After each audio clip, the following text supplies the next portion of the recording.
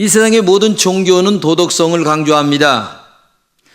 이 종교라고 하는 것은, 그리고 이 도덕성 강조는 한마디로 말하여 바르게 사람이 어떻게 살 것인가에 대하여 많이 강조한다는 얘기죠. 우리 기독교는 복음으로 살라고 하는데, 복음에는 두 가지죠. 위로 하나님을 사랑하고, 그리고 아래로 사람을 사랑하라, 이렇게 가르치고 있습니다. 그리고 한마디로 얘기하면 하나님 사랑하고 사람 사랑하는 게 우리의 신앙의 핵심이고, 그리고 이 복음은 율법의 완성으로 우리에게 항상 말씀하고 있는 거죠. 특히 본문에서 복음으로 사는 사람이라면 부모님께 먼저 순종하고 공경하라, 이렇게 말씀하고 있습니다. 가정에서 부모님을 순종하고 공경하는 것이 복음이에요. 복음 자체가 사랑이고, 사랑 있는 곳에 복음이 있고, 또 사랑 있는 곳에 행복이 있고, 그리고 행복은 우리가 살아가는 희망입니다. 그러므로 이 복음 자체가 사랑이고, 사랑으로 살다 보면 우리 마음속에 행복해지고, 행복하게 사는 것은 우리의 희망적인 삶의 마지막 종착역이라고 해도 과언은 아니겠습니까? 그러므로 모든 신앙의 출발은 한마디로 얘기하여 사랑하며 공경하며 살아가라. 그런데 이렇게 말씀을 전하고 교회가 많고, 아니 여러 가지 종교가 많이 있다 할지라도 오늘 우리가 살아가는 이 사회에 왜 이렇게 문제가 많습니까? 한마디로 얘기하면 사람들의 마음속에 사랑이 메말랐기 때문에 그런 거죠. 사랑이 없는 사람의 마음은 나밖에 모릅니다. 이기적입니다. 자기중심적입니다. 여러분, 사랑이 뭐예요? 베푸는 거예요. 사랑은 주는 거예요. 섬기는 겁니다. 용서하고 용납하는 거예요. 그것이 복음이에요. 우리 주님이 이 땅에 계실 때에 사랑의 복음을 실천하시면서 너희들도 나처럼 사랑을 실천하며 살아가라, 이것이 복음의 핵심이고 내용 아니겠습니까? 그런데 오늘 우리가 살아가는 이 사회가 정말 힘들고 어려웠다는 것은 너무나 복음적이지 못합니다. 그 복음의 가장 출발점은 너를 낳으시고 기르신 네 부모님에게 먼저 공경하고 그 다음에 순종하는 것이 먼저다, 이것을 말씀하고 있습니다. 오늘 본문에서 우리들에게 가장 기초적인 신앙을 말씀하고 계시는데 다 같이 함께 읽겠습니다. 시작. 자녀들아, 너의 부모를 주 안에서 순종하라. 이것이 옳으니라. 내 아버지와 어머니를 공경하라. 이것이 약속 있는 첫 계명이니 이는 내가 잘 되고 땅에서 장수하리라. 이렇게 말씀하고 계세요. 이 본문에서 복음은 다음과 같은 말씀을 하고 있어요. 첫째는 뭐냐? 복음은 부모님에게 주 안에서 순종하라. 주 안이라고 하는 말은 뭡니까? 예수 안에서. 예수 안에라고 하는 말은 무슨 말이에요? 복음 안에서. 복음 안에서 너의 부모님에게 우선 먼저 순종하는 것을 배워라. 내가 정말 복음적 신앙을 갖고 있습니다. 내가 정말 예수 그리스도를 나의 구세주로 고백합니다. 그런 신앙이라면 첫째 부모에게 순종하는 법을 배우라는 얘기죠. 이 본문에서 이 순종하라고 하는 말의 원뜻이 뭔가를 알아야 돼요.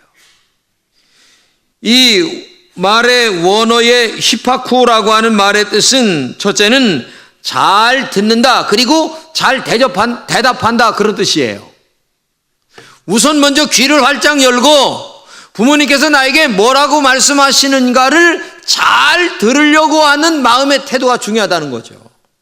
그리고 그 말의 뜻을 잘 이해하고 난 다음에 내가 부모님에게 잘 대답하는 그 자세가 부모님에게 순종하는 첫걸음이에요. 근데 요즘 자녀들 보게 되면 들으려고 하지도 않아요. 세대 차이가 난다나 뭐가 난다나 이러면서 아예 듣지도 않으려고 합니다. 그리고 말은 퉁명스럽게 합니다. 이게 오늘 살아가는 우리들의 삶의 가정의 현실이에요. 아니, 지금 늙는 것도 서러운데 내가 낳은 자식까지 말도 안 듣고 엉뚱한 대답하고, 이게 얼마나 서러워요. 먼저 잘 듣고 그 다음에 새겨서 잘 대답한다는 말이 순종하는 것이다. 두 번째는 복종하다, 따르다 하는 뜻이 있습니다.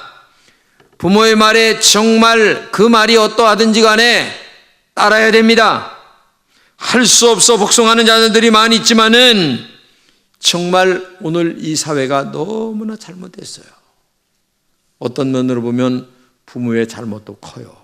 왜냐하면 많이 낳는 시대에는 그저 때리면서 가르치기로 했어요. 근데 잘못한 것 뻔히 알면서도 잘못을 지적을 안 하는 것이 부모들이에요. 이게 되겠습니까? 그러다 보니까 복종 안 합니다. 따르지 않아요. 그러므로 가정에서부터 부모의 권위에 순종하고 잘 따르도록 이러한 질서가 있는 우리 가정을 부모님들이 스스로 만들어 가야 된다는 얘기죠. 내가 제대로 만들어 놓지 않고 나중에 피 눈물을 흘리는 경우를 많이 보게 되죠. 세 번째는 연다는 뜻이 있습니다. 자신의 마음을 여는 것이 순종하는 거예요. 자식의 입장에서 부모 앞에 마음을 열고 어떤 말씀이든지 말씀하세요. 내가 아버지 어머니 말씀에 따르겠습니다 라고 하는 이 여는 마음, 이게 중요합니다. 마음을 열고 그 말이 틀렸든 옳았든 아버지의 부모님의 말씀이기 때문에 따르려고 하는 이 여는 마음이 있어야 되는데, 요즘 자식들 보게 되면 마음 열지 않아요.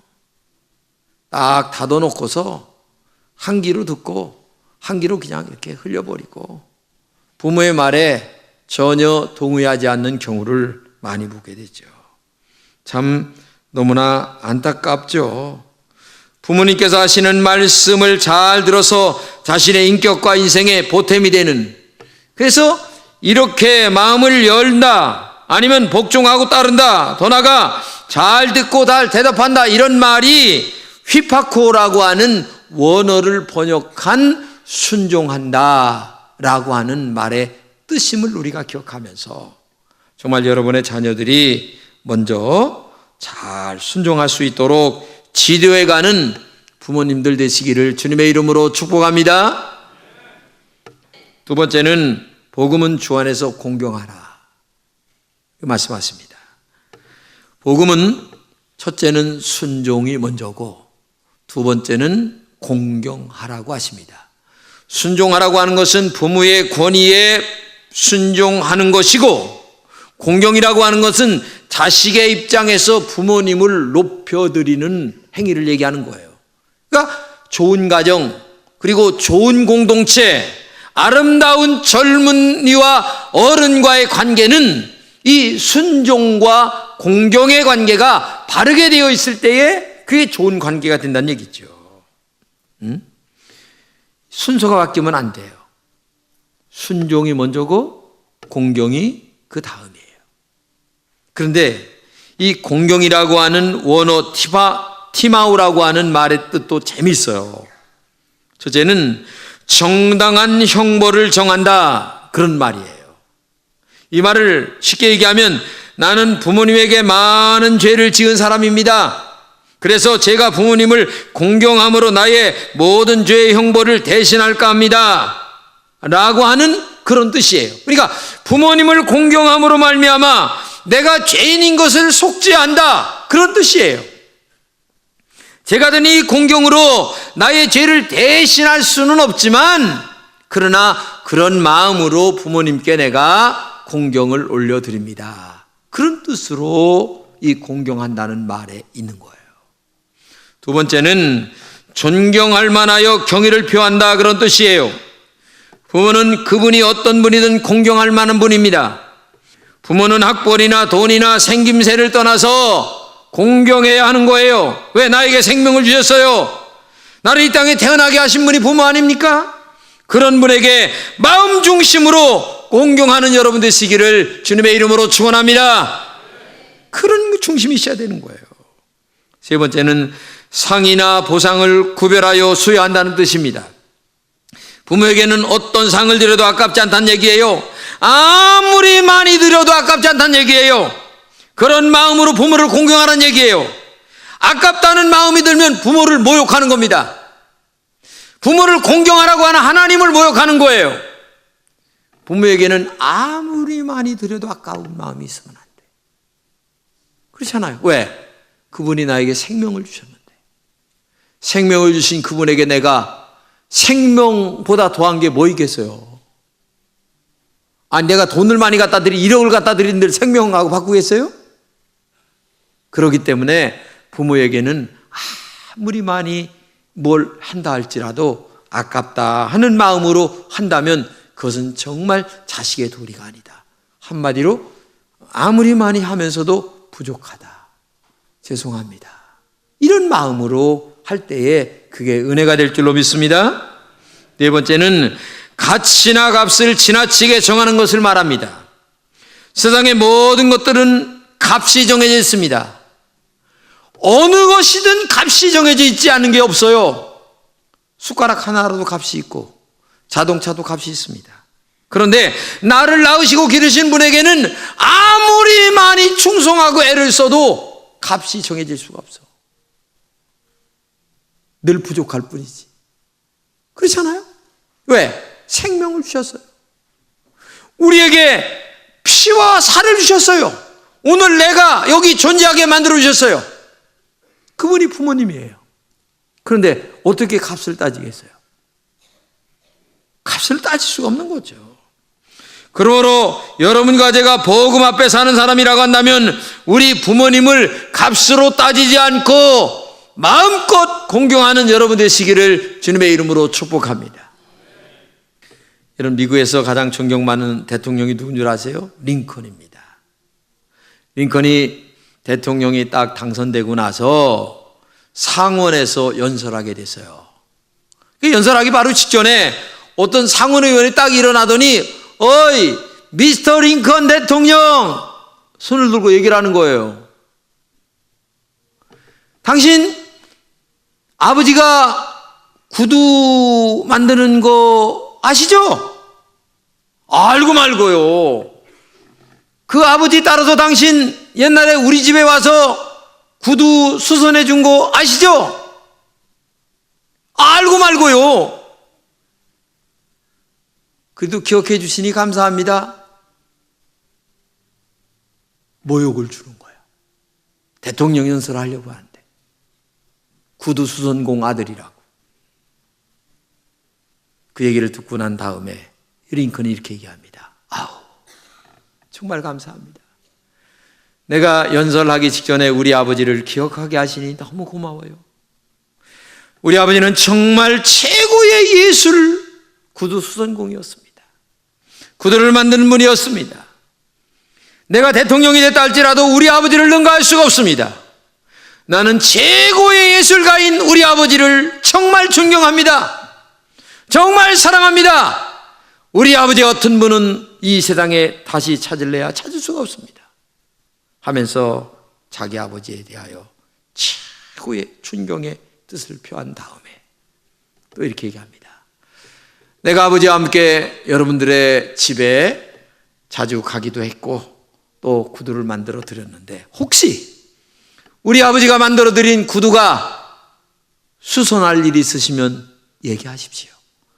아버지는 안 계시지만 내가 아버지 어깨너머로 배운 수선할 수 있는 기술은 있습니다. 제가 직접 가서 수선해 드리겠습니다. 그러니 연락만 주시기만 하면 감사하겠습니다 하고 얘기를 한 거예요. 그러니까 대통령이 그 말을 하니까 누구 한마디 토를 달 사람이 없는 거예요.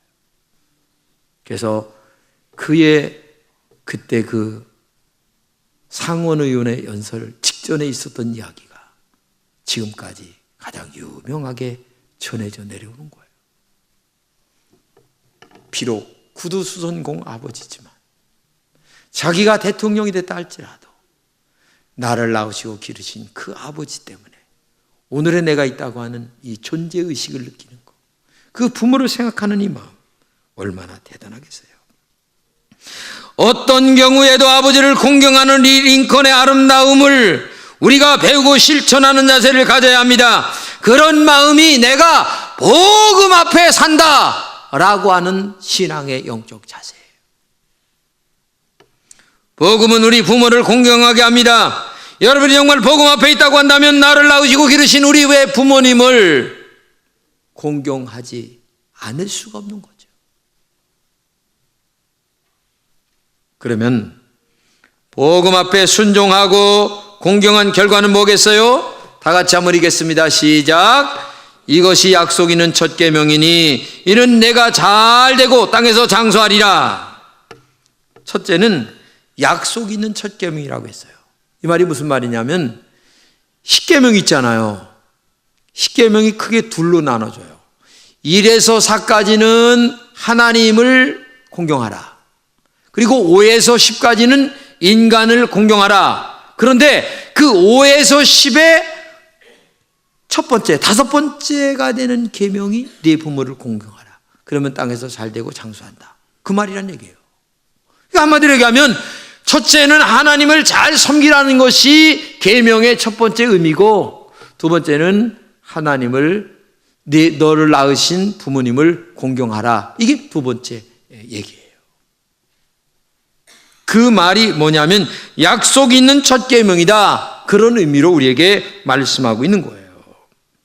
특히 구약에 이렇게 말씀하십니다. 다 같이 읽겠어요. 시작. 너는 셋머리 앞에 일어서고 노인의 얼굴을 공경하며 내 하나님을 경외하라. 나는 여호와이니라. 이 말씀은 뭐냐? 나를 낳으시고 기르신 부모님만 공경하라는 거 아니라 어른들까지, 장인 장모까지, 시부모까지 모두에게 다 공경하라. 어른들은. 그런데 요즘 사회는 그렇지 않잖아요. 정말 악한 사회가 되어가고 있지만 오늘 여러분과 제가 복음 앞에 사는 사람이라면 정말 어른들까지 공경하는 그런 그 은혜가 있기를 주님의 이름으로 축복합니다. 두 번째는 복을 받는 비결이다. 같이 계속 시작. 이는 내가 잘 되고 땅에서 장수하리라. 이 말은 뭐예요? 잘 된다고 하는 말은 너 돈 번다 그런 뜻이에요. 예? 직장에서 진급한다 그런 뜻이고, 장수한다는 말은 오래오래 산다는. 그러면 우리의 소원이에요. 진짜 우리의 진짜 최고의 두 가지 소원 여기서 얘기하고 있는 거예요. 돈 많이 벌고 잘 된다는 거예요. 땅에서. 그리고 뭐예요? 너 장수한다는 거야. 이거 왜 무슨 소원이 있어요? 장수한다는 말은 건강하다는 얘기예요. 그러니까 부모님께 공경하면 돈도 잘 벌고 부모님께 공경하면 땅에서도 건강하게 잘 산다는 거예요. 오래오래 산다는 거죠. 여러분 9988-23세 하시기를 주님의 이름으로 축복합니다. 그 비결이 뭐예요? 부모님을 공경하라. 그러니까 부모님께 잘해야 되는 거야. 하여튼 싸가지 없는 사람들은 이게 문제예요.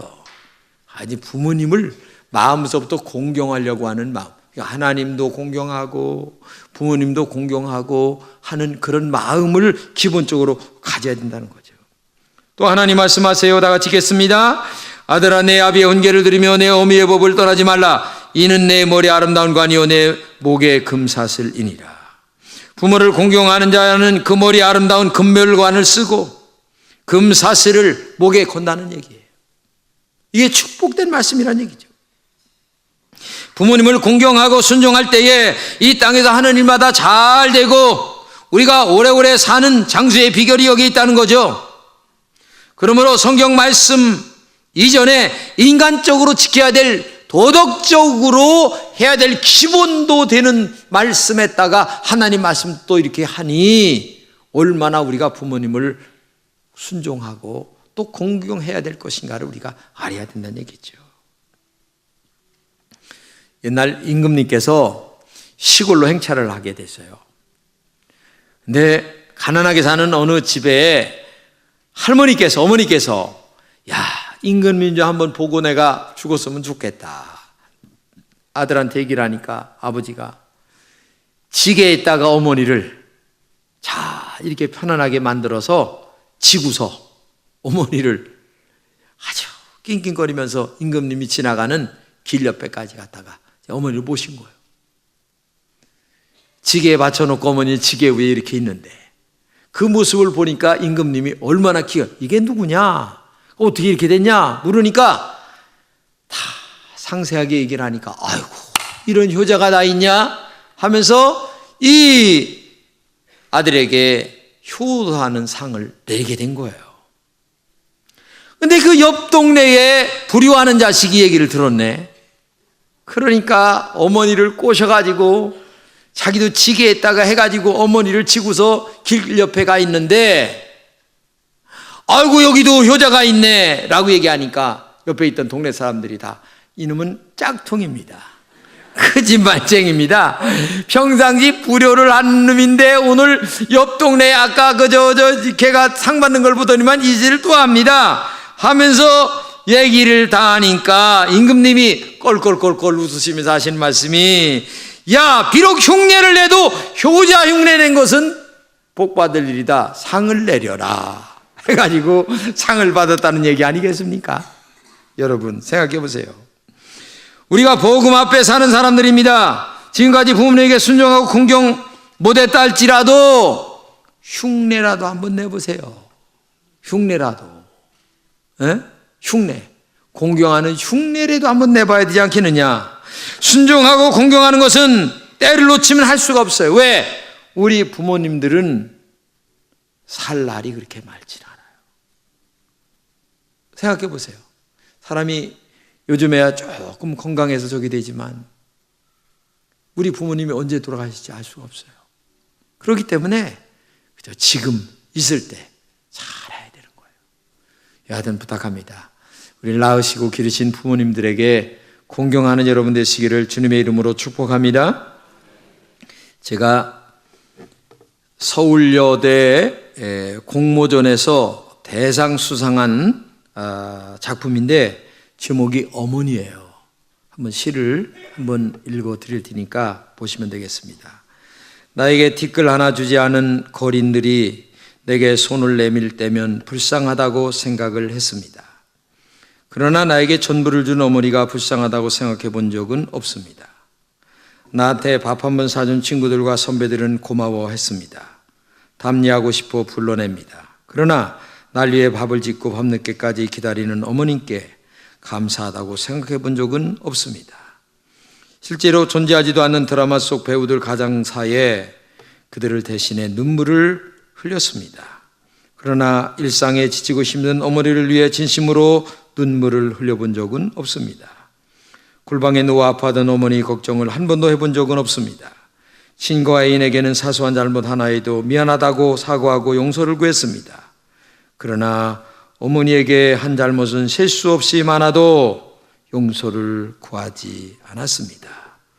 죄송합니다. 죄송합니다. 이제 알게 돼서 죄송합니다. 아직도 너무도 많은 것을 알지 못해 죄송합니다. 어머니. 정말 이 글을 읽으면서 제가 많은 생각을 하게 됐어요. 사실 이렇게 살아가는 게 우리들 아니겠어요? 여러분 정말 낳으시고 기르신 부모님들에게 정말 대단한 효도는 못한다 할지라도 그저 안부 전화라도 잘하고 마음이라도 부모님께 잘하려고 하는 마음 그거 가지고 살면 되는 거예요.